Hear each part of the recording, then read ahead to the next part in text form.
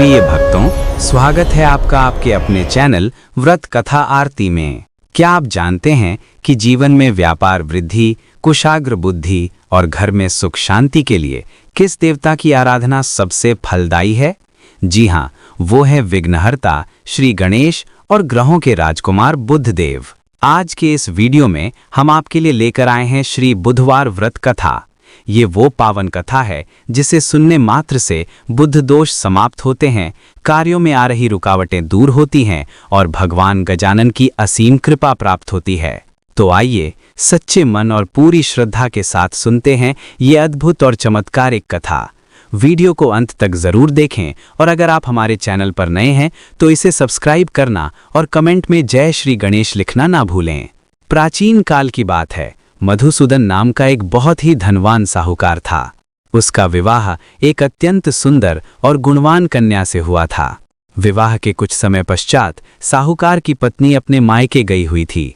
कुछ दिन बीत जाने पर साहूकार अपनी पत्नी को वापस अपने घर लाने के लिए अपने ससुराल पहुंचा। ससुराल में साहूकार का बहुत आदर सत्कार हुआ। वो वहां कुछ दिन बड़े आनंद से रहा। फिर एक दिन उसने अपने सास ससुर से कहा, अब मुझे आज्ञा दीजिए, मैं अपनी पत्नी को विदा कराकर अपने घर ले जाना चाहता हूँ। संयोग से उस दिन बुधवार था। साहूकार के सास ससुर और घर के अन्य बुजुर्गों ने उसे समझाते हुए कहा, बेटा, आज बुधवार का दिन है। शास्त्रों और मान्यताओं के अनुसार बुधवार के दिन बेटियों को ससुराल विदा करना शुभ नहीं माना जाता। इसे दिशाशूल कहा जाता है। तुम आज रुक जाओ और कल गुरुवार को अपनी पत्नी को खुशी खुशी ले जाना। परंतु साहूकार को अपने धन और बुद्धि पर बड़ा अहंकार था। वो किसी की बात सुनने को तैयार नहीं था। उसने हठ करते हुए कहा, मैं इन शुभ अशुभ और शकुन अपशकुन की बातों को बिल्कुल नहीं मानता। मुझे तो आज ही इसी वक्त अपने घर के लिए निकलना है। साहूकार की जिद के आगे ससुराल वालों को झुकना पड़ा। उन्होंने भारी मन और नम आंखों से बुधवार के दिन ही अपनी बेटी को विदा कर दिया। साहूकार अपनी पत्नी को एक सुंदर सी बैलगाड़ी में बिठाकर अपने नगर की ओर चल पड़ा। अभी वे रास्ते में ही थे और तेज धूप के कारण भयंकर गर्मी लग रही थी। साहूकार की पत्नी को बहुत तेज प्यास लगी। उसने अपने पति से कहा, स्वामी, मुझे बहुत जोर की प्यास लगी है। मेरा गला सूख रहा है, कृपया कहीं से थोड़ा जल ले आइए। साहूकार ने बैलगाड़ी एक पेड़ की छांव में रोकी और एक लोटा लेकर पानी की तलाश में चला गया। कुछ ही देर बाद जब वो पानी लेकर वापस लौटा तो उसके पैरों तले जमीन खिसक गई। उसने देखा कि उसकी बैलगाड़ी में उसकी पत्नी के पास बिल्कुल उसी की शक्ल सूरत, उसी के जैसी वेशभूषा और उसी के जैसी आवाज वाला एक दूसरा व्यक्ति बैठा है। वो हमशक्ल व्यक्ति बड़े प्रेम से उसकी पत्नी को उसी के लोटे से पानी पिला रहा था और उसकी पत्नी भी उसे अपना पति समझकर बातें कर रही थीं। ये दृश्य देखकर असली साहूकार का क्रोध 7वें आसमान पर पहुंच गया। वो दौड़कर वहां गया और उस दूसरे व्यक्ति से चिल्लाकर बोला, तू कौन है रे पाखंडी? मेरी पत्नी के पास इस तरह क्यों बैठा है? वो हमशक्ल व्यक्ति बड़े शांत भाव से बोला, अरे भाई, तुम कौन हो और ये मूर्खों जैसी बातें क्यों कर रहे हो? ये मेरी पत्नी है। मैं अभी अभी इसे इसके मायके से विदा कराकर ला रहा हूँ। रास्ते में इसे प्यास लगी तो मैं पानी लेने गया था। तुम अपनी राह जाओ। ये सुनकर असली साहूकार बौखला गया। दोनों के बीच भयंकर हाथापाई और विवाद होने लगा। रास्ते से गुजरने वाले लोग और नगर के सिपाही ये तमाशा देखकर वहां इकट्ठा हो गए। सिपाहियों ने दोनों को अलग किया और साहूकार की पत्नी से पूछा, तुम ही बताओ, इन दोनों में से तुम्हारा असली पति कौन है? बेचारी पत्नी फूट फूट कर रोने लगी। वो बुरी तरह असमंजस में थी क्योंकि दोनों सिर से लेकर पैर तक बिल्कुल एक जैसे लग रहे थे। वो पहचान ही नहीं पा रही थी कि उसका असली पति कौन है। उसने हाथ जोड़कर कहा, मैं नहीं जानती, ये दोनों बिल्कुल एक समान हैं। ये देखकर असली साहूकार को बहुत भय लगने लगा। उसे लगा कि सिपाही उसे ही पाखंडी समझकर जेल में न डाल दें। तब उसे अपने सास ससुर की बात याद आई। उसे एहसास हुआ कि उसने बुधवार के दिन यात्रा करके और बड़ों का अपमान करके बहुत बड़ा पाप किया है। साहूकार वहीं जमीन पर गिर पड़ा और दोनों हाथ जोड़कर रोते हुए भगवान से प्रार्थना करने लगा, हे परमेश्वर, हे बुद्धदेव, ये कैसी माया है? मुझसे बहुत बड़ा अपराध हुआ है जो मैंने अपने बड़ों की बात नहीं मानी और अहंकार में अंधा होकर बुधवार के दिन यात्रा की। हे प्रभु, मेरे अपराध को क्षमा करें और इस संकट से मुझे बचाएं। साहूकार के सच्चे मन से पश्चाताप करते ही आकाशवाणी हुई, हे मूर्ख मनुष्य, ये सब तेरे अहंकार और बुधवार के दिन यात्रा करने के कारण हो रहा है। भगवान बुद्धदेव तुझसे रुष्ट हैं और ये जो दूसरा व्यक्ति है वो स्वयं बुद्धदेव की माया है, ताकि तेरा अहंकार टूट सके। ये सुनकर साहूकार ने साष्टांग दंडवत प्रणाम किया और बुद्धदेव से क्षमा याचना की। उसने संकल्प लिया, हे प्रभु, आज के बाद मैं कभी बुधवार के दिन यात्रा नहीं करूंगा और जीवन भर हर बुधवार को आपका नियम पूर्वक व्रत और पूजन करूंगा। साहूकार की इस प्रार्थना से बुद्धदेव प्रसन्न हो गए। वो हमशक्ल व्यक्ति उसी क्षण अंतर्ध्यान हो गया। इसके बाद असली साहूकार और उसकी पत्नी ने भगवान बुद्धदेव का धन्यवाद किया और सकुशल अपने घर पहुंच गए। उस दिन के बाद से साहूकार और उसकी पत्नी ने हर बुधवार को विधि विधान से व्रत रखना शुरू कर दिया। उनके घर में धन धान्य, सुख शांति और बुद्धि का वास हो गया। कथा का फल। जो भी मनुष्य इस कथा को विस्तार से पढ़ता है, सुनता है या दूसरों को सुनाता है, उसके जीवन से सभी संकट दूर हो जाते हैं। भगवान बुद्धदेव और गणेश जी की कृपा से उसे व्यापार में लाभ, विद्या और पारिवारिक सुख की प्राप्ति होती है और बुधवार के दिन यात्रा करने का कोई दोष नहीं लगता। बोलो बुद्धदेव भगवान की जय। बोलो गजानन गणपति महाराज की जय। भक्तों, अभी हमने सुनी साहूकार की वो कथा जिसने पृथ्वी लोक पर बुधवार व्रत की महिमा का प्रचार किया। लेकिन किसी भी व्रत की कथा का पुण्य तभी पूरा होता है जब हम उस देवता के मूल स्वरूप को जानें। पुराणों में बुद्धदेव के जन्म और भगवान गणेश से उनके वरदान की बहुत ही अद्भुत कथाएं वर्णित हैं। आइए व्रत के फल को पूर्ण करने के लिए अब उन पवित्र कथाओं की ओर चलते हैं। पौराणिक काल की बात है, जब देवगुरु बृहस्पति का आश्रम ज्ञान और पवित्रता का सबसे बड़ा केंद्र हुआ करता था। उनके आश्रम में देवता, यक्ष और गंधर्व शिक्षा ग्रहण करने आते थे। देवगुरु की पत्नी माता तारा न केवल अत्यंत पतिव्रता थी, बल्कि उनका रूप और तेज इतना अलौकिक था कि स्वर्ग की अप्सराएं भी उनके समक्ष मलिन जान पड़ती थीं। उन्हीं दिनों नवग्रहों में सबसे शीतल और आकर्षक माने जाने वाले चंद्रदेव, चंद्रमा, देवगुरु बृहस्पति के पास शास्त्रों का गूढ़ ज्ञान प्राप्त करने आए। चंद्रदेव का रूप इतना मनमोहक था कि जो भी उन्हें देखता बस देखता ही रह जाता। एक संध्या जब देवगुरु आश्रम में नहीं थे, चंद्रदेव की दृष्टि माता तारा पर पड़ी। चंद्रमा के उस मायावी और सम्मोहक रूप को देखकर माता तारा का मन भी एक क्षण के लिए विचलित हो गया। चंद्रदेव उनके लावण्य पर ऐसे मोहित हुए कि उन्होंने धर्म और गुरु शिष्य की मर्यादा को भुला दिया। उन्होंने अपनी मायावी शक्तियों का प्रयोग किया और माता तारा का हरण कर लिया। जब देवगुरु बृहस्पति को इस कृत्य का भान हुआ तो उनकी क्रोधाग्नि से तीनों लोक कांप उठे। उन्होंने अपना दूत भेजकर चंद्रदेव को चेतावनी दी, हे चंद्र, तुमने गुरु पत्नी का हरण कर महापाप किया है। तारा को ससम्मान लौटा दो, अन्यथा भयंकर परिणाम भुगतने होंगे। परंतु चंद्रदेव अपने आकर्षण और शक्ति के अहंकार में इतने अंधे हो चुके थे कि उन्होंने देवगुरु की बात ठुकरा दी। इस हठ ने स्वर्ग में हाहाकार मचा दिया। बात देवताओं के सम्मान की थी, इसलिए देवराज इंद्र, भगवान शिव और सभी देवता देवगुरु बृहस्पति के पक्ष में अपने अस्त्र शस्त्र लेकर खड़े हो गए। दूसरी ओर देवताओं से शत्रुता रखने वाले दैत्य गुरु शुक्राचार्य ने इस अवसर का लाभ उठाया और वे अपनी असुर सेना के साथ चंद्रदेव के समर्थन में आ गए। इस प्रकार एक स्त्री के सम्मान के लिए देवताओं और असुरों के बीच एक प्रलयंकारी महायुद्ध छिड़ गया। पुराणों में इस युद्ध को तारकामय संग्राम कहा गया है। युद्ध इतना भयंकर था कि ब्रह्मांड का संतुलन बिगड़ने लगा। आसमान से उल्का पिंड गिरने लगे और सागर अपनी मर्यादा लांघने लगे। सृष्टि को नष्ट होता देख अंततः परमपिता ब्रह्मा जी को अपने हंस पर सवार होकर स्वयं युद्ध भूमि में प्रकट होना पड़ा। ब्रह्मा जी ने अपने ब्रह्मांडीय तेज से युद्ध को रोका। उन्होंने चंद्रदेव को कठोर शब्दों में फटकार लगाते हुए कहा, हे चंद्र, ये कृत्य तुम्हारे माथे पर एक कलंक है। इसी क्षण तारा को गुरु बृहस्पति को सौंप दो। ब्रह्मा जी के आदेश को टालने का साहस किसी में नहीं था। माता तारा पुनः देवगुरु के आश्रम लौट आईं।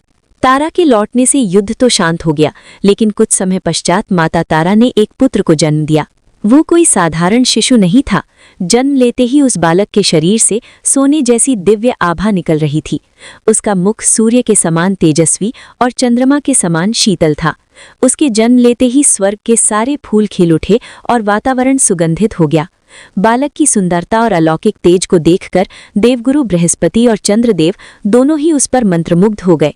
दोनों ने दावा किया, ये मेरा पुत्र है। विवाद फिर से गहराने लगा। देवताओं की सभा बुलाई गई। भरी सभा में ब्रह्मा जी ने माता तारा से अत्यंत गंभीर स्वर में पूछा, हे तारा, आज तुम्हें तीनों लोकों के समक्ष सत्य कहना ही होगा। तनिक भी संकोच न करो और बताओ, ये महातेजस्वी बालक किसका अंश है? माता तारा लज्जा से पानी पानी हो गई। उन्होंने अपनी आंखें झुकाकर कांपते हुए स्वर में सत्य स्वीकारा, ये पुत्र चंद्रदेव का है। सत्य सामने आते ही सभा में सन्नाटा छा गया। ब्रह्मा जी आगे बढ़कर उस अद्भुत बालक को अपनी गोद में उठा लिया। उसकी कुशाग्रता, गहन आंखों और अद्वितीय मानसिक क्षमता को देखकर ब्रह्मा जी ने उसका नाम रखा समय का पहिया घूमता रहा। बुद्ध बड़े होने लगे। उनका ज्ञान और तर्क क्षमता इतनी तीक्ष्ण थी कि बड़े बड़े ज्ञानी भी उनके सामने निरुत्तर हो जाते थे। परंतु बुद्ध के हृदय में एक गहरा कांटा चुभता रहता था। उन्हें हर पल ये एहसास होता था कि उनका जन्म एक विवाद और पाप का परिणाम है। इस नाजायज जन्म के कलंक ने बुद्ध के मन में गहरा वैराग्य उत्पन्न कर दिया। उन्होंने निश्चय किया, मैं अपनी पहचान अपने जन्म से नहीं बल्कि अपने कर्मों से बनाऊंगा। मैं ऐसा स्थान प्राप्त करूंगा जहां मुझे केवल सम्मान की दृष्टि से देखा जाए। यही संकल्प लेकर बुद्ध देव ने स्वर्ग की सुख सुविधाओं का त्याग कर दिया और धरती पर हिमालय की बर्फीली और अगम्य चोटियों की ओर निकल पड़े। वहां पहुंचकर उन्होंने घोर तपस्या आरंभ की। ये कोई साधारण साधना नहीं थी। वर्षों तक उन्होंने अन्न का एक दाना नहीं खाया। बर्फीली आंधियों में उन्होंने एक पैर पर खड़े होकर अपनी आंखें बंद कर लीं और अपना पूरा ध्यान सृष्टि के पालनहार श्री हरि, विष्णु और विघ्नहर्ता भगवान गणेश के चरणों में लगा दिया। हजारों वर्ष बीत गए। बुद्ध की तपस्या की ऊर्जा से हिमालय की बर्फ पिघलने लगी। उनका शरीर सूखकर कांटा हो गया, लेकिन उनके मुख का तेज और भी अधिक बढ़ गया। उनकी इस अडिग और निष्काम भक्ति ने अंततः स्वर्ग के सिंहासन को हिला दिया। भाग 4। प्रथम पूज्य श्री गणेश का प्राकट्य और महावरदान। बुद्ध देव की इस अविचल साधना से प्रसन्न होकर अंततः भगवान श्री गणेश अपनी पूर्ण दिव्यता के साथ उनके समक्ष प्रकट हुए। गणेश जी का स्वरूप अत्यंत भव्य था। उनकी एक हाथ में पाश, दूसरे में अंकुश, तीसरे में मोदक और चौथे हाथ से वे अभय मुद्रा में थे। उनके माथे पर चंद्रमा सुशोभित था। गणेश जी की दिव्य ध्वनि हिमालय की वादियों में गूंज उठी, नेत्र खोलो हे बुद्ध, तुम्हारी कठोर तपस्या और पवित्र हृदय ने मुझे अत्यंत प्रसन्न किया है। मैं तुम्हारे मन की पीड़ा जानता हूँ। मांगो, आज तुम जो चाहोगे वो तुम्हें प्राप्त होगा। बुद्ध देव ने जैसे ही आंखें खोली, साक्षात विघ्नहर्ता को अपने सामने पाकर वे उनके चरणों में गिर पड़े। उनके नेत्रों से अश्रु बहने लगे। हाथ जोड़कर वे बोले, हे गजानन, हे मंगलमूर्ति, यदि आप मुझ पर कृपालु हैं तो मुझे मेरे जन्म के इस कलंक से मुक्त कर दीजिए। मुझे सृष्टि में एक स्वतंत्र और पवित्र स्थान प्रदान करें जहां मेरी पूजा हो और मुझे आदर मिले। तब भगवान श्री गणेश ने मुस्कुराते हुए अपना अभय हस्त बुद्ध देव के मस्तक पर रखा और ऐसा वरदान दिया जिसने ब्रह्मांड की व्यवस्था ही बदल दी। गणेश जी ने घोषणा की, हे बुद्ध, आज से तुम्हारे जन्म का कोई भी कलंक शेष नहीं रहा। मैं तुम्हें वरदान देता हूँ कि तुम नवग्रहों में राजकुमार का पद सुशोभित करोगे। संपूर्ण सृष्टि में तुम बुद्धि, तर्क, वाणी, कौशल और व्यापार के अधिपति माने जाओगे। कोई भी विद्या या व्यापार तुम्हारी कृपा के बिना पूर्ण नहीं होगा। इसके बाद गणेश जी ने सबसे बड़ा और अंतिम वरदान देते हुए कहा, सप्ताह का जो दिन तुम्हारे नाम से बुधवार कहलाएगा वो दिन मुझे भी सबसे अधिक प्रिय होगा। जो भी मनुष्य बुधवार के दिन मेरी प्रसन्नता के लिए मेरी पूजा करेगा, जो मुझे मेरी प्रिय दूर्वा और तुम्हारा प्रतीक हरी मूंग एक साथ अर्पित करेगा, उसके जीवन के सभी विघ्न में स्वयं हर लूंगा। बुधवार का व्रत करने वाले के घर में मैं रिद्धि सिद्धि के साथ वास करूंगा और तुम उसे अपार बुद्धि और धन प्रदान करोगे। भगवान गणेश के इसी महान वरदान के कारण बुधवार के दिन बुद्ध देव के साथ भगवान गणेश की आराधना का विधान बना। साहूकार की कथा हमें ये सिखाती है कि बुधवार को क्या नहीं करना चाहिए, परंतु बुद्ध देव की ये तपस्या हमें ये बताती है कि इस दिन क्या मांगना चाहिए। जो भी व्यक्ति इन कथाओं का श्रवण पूर्ण श्रद्धा से करता है, उसके घर में कभी दरिद्रता नहीं आती, उसकी बुद्धि कभी भ्रमित नहीं होती और विघ्नहर्ता गणेश हर मोड़ पर उसकी रक्षा करते हैं। बोलिए, बुद्धि के देवता बुद्ध देव की जय। प्रथम पूज्य श्री गणेश भगवान की जय। माता पार्वती की जय। हर हर महादेव।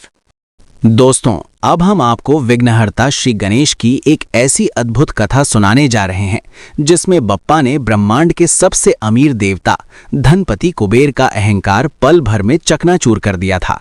ये कथा हमें सिखाती है कि भगवान को धन दौलत से नहीं बल्कि केवल सच्ची भक्ति और प्रेम से ही तृप्त किया जा सकता है। पौराणिक कथाओं के अनुसार यक्षों के राजा कुबेर को देवताओं का कोषाध्यक्ष यानी खजांची माना जाता है। उनके पास तीनों लोकों की सबसे अधिक धन संपदा थी। लेकिन समय के साथ कुबेर देव को अपनी इस अपार संपत्ति पर भारी अहंकार हो गया। वो सोचने लगे कि इस पूरे ब्रह्मांड में उनके जितना शक्तिशाली और धनवान कोई दूसरा नहीं है। अपने इसी झूठे गर्व का प्रदर्शन करने के लिए कुबेर ने अपनी राजधानी अलकापुरी में एक महाभोज का आयोजन किया। अपने धन का दिखावा करने के लिए कुबेर सीधे भगवान शिव और माता पार्वती को आमंत्रित करने कैलाश पर्वत जा पहुंचे। अत्यंत अभिमान से भरकर कुबेर ने कहा, हे महादेव, मैंने तीनों लोकों के सभी देवी देवताओं के लिए एक भव्य महाभोज का आयोजन किया है। मैं चाहता हूं कि आप और माता पार्वती भी मेरे महल में पधारें और मेरा आतिथ्य स्वीकार करें। अंतर्यामी भगवान शिव कुबेर के अहंकार को तुरंत समझ गए। महादेव ने मुस्कुराते हुए कहा, हे कुबेर, हम तो वैरागी हैं, हमें तुम्हारे 56 भोगों से क्या लेना देना। हम तुम्हारे उस महाभोज में नहीं आ सकते। कुबेर को ये सुनकर थोड़ी निराशा हुई। तब शिव जी ने आगे कहा, परंतु तुम चाहो तो हमारे पुत्र गणेश को अपने साथ ले जा सकते हो, उसे भोजन बहुत प्रिय है। कुबेर ने बाल गणेश की ओर देखा और मन ही मन हंसे।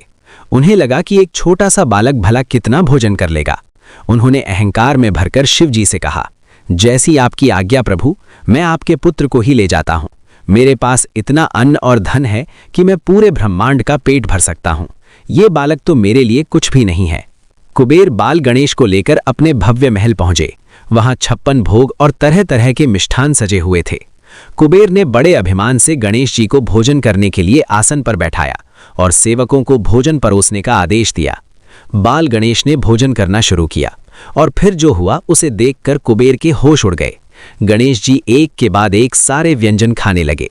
सेवकों के हाथ परोसते परोसते थक गए, लेकिन बप्पा की भूख शांत ही नहीं हो रही थी। कुछ ही पलों में महाभोज के लिए बना हजारों लोगों का खाना खत्म हो गया। रसोई घर खाली हो गए, अन्न के भंडार खत्म हो गए। कुबेर के खजाने में रखा सारा धन भी नया भोजन मंगाने में खर्च होने लगा, लेकिन बाल गणेश की मांग रुकी नहीं। गणेश जी ने क्रोधित होकर कहा, हे कुबेर, मुझे बहुत जोर से भूख लगी है। अगर तुमने मुझे तुरंत और भोजन नहीं दिया तो मैं तुम्हें और तुम्हारे इस पूरे महल को ही खा जाऊंगा। ये सुनते ही अहंकार में डूबे कुबेर का सारा घमंड टूट गया। वे थरथर कांपने लगे। अपनी जान बचाने के लिए कुबेर वहां से भागे और सीधे कैलाश पर्वत पर भगवान शिव और माता पार्वती के चरणों में गिर पड़े। उन्होंने रोते हुए सारी बात बताई और अपनी भूल की क्षमा मांगी। तब महादेव ने मुस्कुराते हुए कहा, कुबेर, तुमने गणेश को भोजन अपने प्रेम और श्रद्धा से नहीं बल्कि अपने अहंकार के प्रदर्शन के लिए खिलाया था। अहंकार से दिया गया भोजन कभी किसी को तृप्त नहीं कर सकता। इसके बाद माता पार्वती ने एक मुट्ठी भुने हुए चावल यानी लाई कुबेर को दिए और कहा, जाओ और ये मुट्ठी भर चावल मेरे पुत्र को सच्ची श्रद्धा और बिना किसी अभिमान के खिलाओ, उसकी भूख शांत हो जाएगी। कुबेर वापस अलकापुरी लौटे और पूरी नम्रता और श्रद्धा के साथ वो चावल गणेश जी को अर्पित किए। बप्पा ने जैसे ही वो चावल खाए, उनकी भूख शांत हो गई और उन्होंने तृप्त होकर डकार ली। इस प्रकार धनपति कुबेर को ये समझ आ गया कि भगवान केवल भाव के भूखे होते हैं, सोने चांदी के नहीं।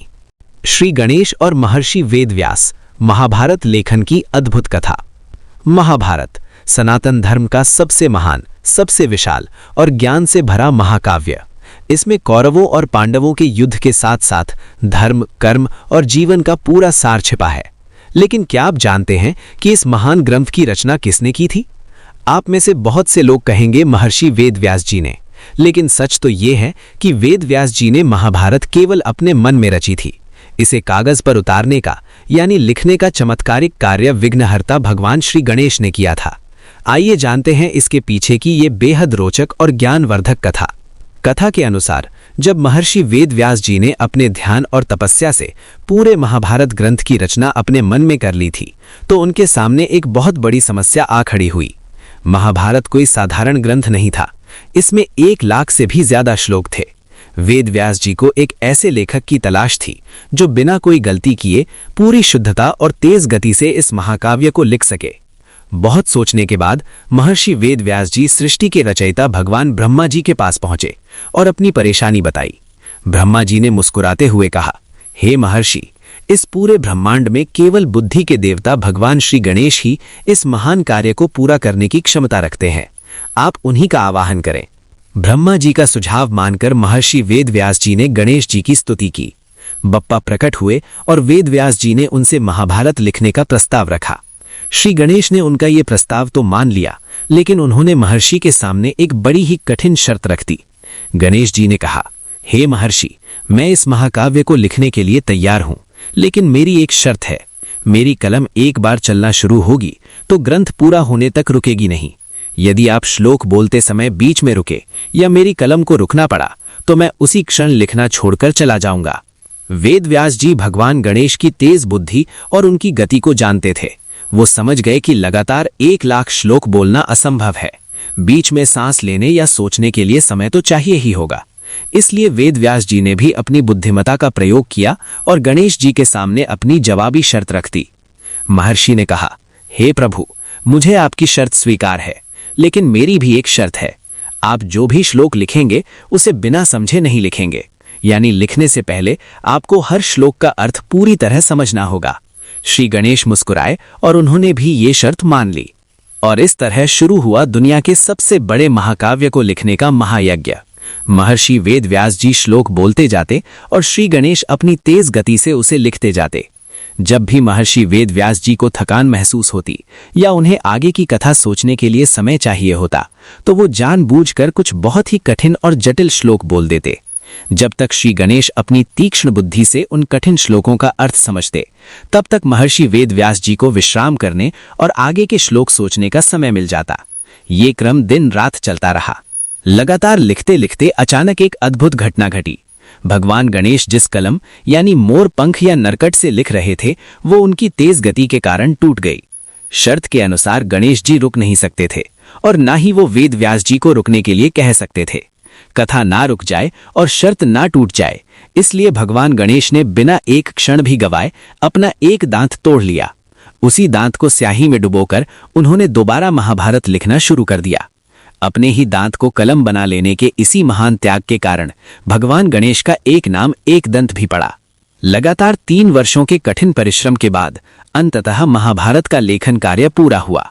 महर्षि वेदव्यास जी के अपार ज्ञान और भगवान श्री गणेश की असीम बुद्धिमता और समर्पण से ये महान ग्रंथ संसार को प्राप्त हुआ। ये कथा हमें सिखाती है कि चाहे कार्य कितना भी विशाल क्यों ना हो, यदि बुद्धि, धैर्य और समर्पण एक साथ मिल जाएं, तो कुछ भी असंभव नहीं है। दोस्तों, क्या आपको बप्पा की ये अद्भुत लीला पसंद आई? अगर हाँ, तो कमेंट्स में जय श्री गणेश जरूर लिखें। इस वीडियो को लाइक करें और ऐसी ही पौराणिक कथाओं के लिए हमारे चैनल को सब्सक्राइब करें। धन्यवाद। सनातन धर्म में हर दिन किसी न किसी देवता को समर्पित है और बुधवार का दिन है विघ्नहर्ता श्री गणेश और बुद्धि के देवता बुध देव का। अगर आपने भी सच्ची श्रद्धा से बुधवार के व्रत पूरे कर लिए हैं, तो अब समय है इसके उद्यापन का। व्रत का पूरा फल तभी मिलता है जब उसका उद्यापन पूरे विधि विधान से किया जाए। बहुत से लोग सोचते हैं कि उद्यापन बहुत कठिन होता है, लेकिन आज हम आपको बताएंगे बुधवार व्रत के उद्यापन की सबसे सरल और सटीक विधि। सबसे पहले बात करते हैं शुभ समय की। बुधवार व्रत का उद्यापन हमेशा शुक्ल पक्ष के किसी भी बुधवार को करना सबसे शुभ माना जाता है। उद्यापन के लिए आपको कुछ सरल सामग्री चाहिए होगी। एक साफ हरे चौकी का कपड़ा, भगवान गणेश या बुध देव की मूर्ति, हरी दूर्बा, साबुत मूंग की दाल, हरे फल, रोली, अक्षत, धूप, दीप और बप्पा के सबसे प्रिय मोदक या लड्डू। उद्यापन के दिन सुबह जल्दी उठकर स्नान करें और हो सके तो हरे रंग के वस्त्र धारण करें। अपने घर के मंदिर या किसी पवित्र स्थान पर लकड़ी की चौकी पर हरा कपड़ा बिछाएं और भगवान गणेश और बुध देव की स्थापना करें। सबसे पहले ओम गंग गणपतये नमः का जाप करते हुए उन्हें पंचमृत और शुद्ध जल से स्नान कराएं। इसके बाद प्रभु को चंदन, रोली और अक्षत का तिलक लगाएं। बप्पा को 21 दूर्वा की गांठें अर्पित करें, ये उन्हें अत्यंत प्रिय है। फिर हरे पुष्प, वस्त्र और जनेऊ चढ़ाएं। अब बारी है भोग की। भगवान को साबुत हरी मूंग, धारे फल और मोदक का भोग लगाएं। इसके बाद शुद्ध घी का दीपक प्रज्वलित करें, धूप जलाएं और हाथ में थोड़ा सा जल और अक्षत लेकर व्रत पूर्ण होने का संकल्प लें। इसके बाद पूरे ध्यान और शांति के साथ बुधवार व्रत की कथा पढ़ें या सुनें। कथा के बाद एक छोटा सा हवन अवश्य करें। आम की लकड़ियों से अग्नि प्रज्वलित कर ओम बुम बुधाय नमः और ओम गंग गणपतये नमः मंत्र का जाप करते हुए 108 बार आहुति दें। हवन के बिना कोई भी उद्यापन पूर्ण नहीं माना जाता। अंत में सपरिवार मिलकर भगवान की आरती करें और अपनी मनोकामना पूरी करने की प्रार्थना करें। तो दोस्तों, ये थी बुधवार व्रत के उद्यापन की बेहद आसान और प्रभावी विधि। अगर आप इस तरह सच्चे मन से उद्यापन करेंगे तो विघ्नहर्ता आपके सारे कष्ट हर लेंगे। अगर आपको ये जानकारी अच्छी लगी हो तो वीडियो को लाइक करें, इसे अपनों के साथ शेयर करें और हमारे चैनल को सब्सक्राइब करना ना भूलें। बुधवार के अचूक उपाय सुख, शांति और सफलता के लिए। यदि आपके जीवन में परेशानियां आ रही हैं, काम बनते बनते बिगड़ जाते हैं या व्यापार और शिक्षा में मनचाही सफलता नहीं मिल रही है, तो बुधवार के दिन किए गए कुछ बहुत ही सरल उपाय आपके जीवन में चमत्कारिक बदलाव ला सकते हैं। आइए जानते हैं बुधवार के कुछ अचूक उपाय। दूर्वा और मोदक का उपाय। पहला उपाय बप्पा की कृपा पाने का है। बुधवार के दिन सुबह स्नान करने के बाद भगवान गणेश जी के मंदिर जाएं या घर पर ही उनकी पूजा करें। उन्हें 21 दूर्वा यानी हरी घास की गांठें अर्पित करें और साथ ही मोदक या बेसन के लड्डुओं का भोग लगाएं। दूर्वा अर्पित करते समय ओम गंग गणपतये नमः का जाप करें। इससे बप्पा बहुत जल्दी प्रसन्न होते हैं और हर विघ्न को दूर करते हैं। गौ माता की सेवा। हरा चारा, पालक। दूसरा उपाय बुध ग्रह को मजबूत करने के लिए है। बुधवार के दिन गौ माता को हरा चारा, पालक या हरी घास जरूर खिलाएं। अगर हरा चारा न मिले तो आप हरी सब्जियां भी खिला सकते हैं। ऐसा करने से कुंडली में बुध ग्रह के दोष शांत होते हैं और घर में सुख, समृद्धि और बरकत आती है। हरे रंग का प्रयोग। बुधवार का शुभ रंग हरा होता है। इस दिन हरे रंग के कपड़े पहनना बहुत शुभ माना जाता है। यदि हरे कपड़े पहनना संभव न हो तो आप अपने पास एक हरा रुमाल भी रख सकते हैं। ये उपाय आपकी एकाग्रता और निर्णय लेने की क्षमता को बढ़ाता है। हरी मूंग दाल का दान। बुधवार के दिन दान का भी विशेष महत्व है। इस दिन किसी जरूरतमंद को या मंदिर में साबुत हरी मूंग की दाल और हरे वस्त्र का दान करें। इससे व्यापार और नौकरी में आ रही सारी रुकावटें दूर होती हैं और आर्थिक स्थिति मजबूत बनती है। बुध मंत्र का जाप। मानसिक शांति और बुद्धि के विकास के लिए बुधवार के दिन बुध देव के मंत्र ओम बुम बुधाय नमः या गणेश जी के सिद्ध मंत्र ओम वक्रतुंड महाकाय सूर्यकोटि महाप्रभ निर्विघ्नं कुरु मे देव सर्व कार्येषु सर्वदा का 108 बार जाप करें। ये आपके आत्मविश्वास को नई ऊंचाई देगा। दोस्तों, ये उपाय दिखने में जितने सरल हैं, इनका प्रभाव उतना ही अचूक है। बुधवार के दिन पूरी श्रद्धा के साथ इनमें से कोई भी एक या दो उपाय जरूर अपनाएं। विघ्नहर्ता आपके सारे कष्ट हर लेंगे। अगर आपको ये जानकारी अच्छी लगी हो तो वीडियो को लाइक करें, इसे अपनों के साथ शेयर करें और हमारे चैनल को सब्सक्राइब करना न भूलें। गणपति बप्पा मोरया। भक्तों, जो भी व्यक्ति बुधवार का व्रत रखता है या इस पवित्र कथा का श्रवण करता है, उसे कथा के बाद गाय माता को हरा चारा अवश्य खिलाना चाहिए। आज के दिन हरी मूंग की दाल, हरे वस्त्र या कांसे के बर्तन का दान करने से बुध देव अत्यंत प्रसन्न होते हैं और व्यापार व शिक्षा में आने वाली सभी रुकावटें दूर हो जाती हैं। आइए भक्तों, अब कथा के पूर्ण होने पर भगवान से क्षमा प्रार्थना करते हैं। आवाहनम न जानामि विसर्जनम पूजाम चैव न जानामि क्षम्यताम परमेश्वर। हे गजानन, हे बुधदेव, न मैं आपको बुलाना जानता हूँ, न विदा करना जानता हूँ और न ही मुझे पूजा की कोई विधि पता है। इस कथा को कहने और सुनने में यदि हमसे कोई भी भूल या त्रुटि हो गई हो तो हमें अपना अबोध बालक समझकर क्षमा करें। विघ्नहर्ता श्री गणेश जी की आरती। जय गणेश जय गणेश जय गणेश देवा, माता जाकी पार्वती पिता महादेवा। एक दंत दयावंत चार भुजाधारी, माथे सिंदूर सोहे मूसे की सवारी।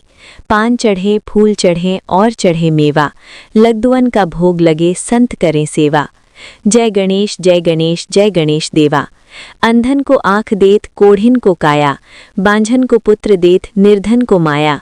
सूर श्याम शरण आए सफल कीजे सेवा, माता जाकी पार्वती पिता महादेवा। जय गणेश जय गणेश जय गणेश देवा। दीनन की लाज रखो शंभु सुतकारी, कामना को पूर्ण करो जाऊं बलिहारी। जय गणेश जय गणेश जय गणेश देवा, माता जाकी पार्वती पिता महादेवा। नवग्रह राजकुमार श्री बुध देव जी की आरती। आरती श्री बुध देव की गाऊं, कष्ट हरण में तुझको ध्याऊं। बृहस्पति के पुत्र कहलाते, तारा माता के मन भाते। चंद्रदेव के अंश कहाते, भक्तों के सब कष्ट मिटाते। आरती श्री बुध देव की गाऊं। हरे वस्त्र और हरे ही चंदन, हम सब करते तुम्हारा वंदन। बुद्धि और व्यापार बढ़ाते, भक्तों को सुख संपदा दिलाते। आरती श्री बुद्ध देव की गाऊं। चार भुजा और गदा है धारी, सिंह रथ पर करते सवारी। जो कोई बुद्ध की आरती गावे, रिद्धि सिद्धि सुख संपत्ति पावे। आरती श्री बुद्ध देव की गाऊं। बोलिए बुद्धि के देवता बुद्ध देव की जय। प्रथम पूज्य श्री गणेश भगवान की जय। माता पार्वती की जय। हर हर महादेव। कर्पूर गौरम करुणावतारम संसार सारम भुजगेंद्रहारम सदा वसंतम हृदयारविंदे भवम भवानी सहितम नमामि। प्रिय भक्तों, आशा है कि श्री गणेश और बुद्ध देव की ये अद्भुत और विस्तृत कथा सुनकर आपके मन को शांति और आनंद की अनुभूति हुई होगी। भगवान विघ्नहर्ता आपके परिवार की सभी विपदाओं को दूर करें। यदि आपको ये कथा पसंद आई हो तो इस वीडियो को अपने परिवार और मित्रों के साथ अवश्य साझा करें ताकि उन्हें भी इस व्रत का पुण्य प्राप्त हो सके। और हाँ, प्रभु का आशीर्वाद पाने के लिए कमेंट में जय श्री गणेश और जय बुद्ध देव लिखना न भूलें।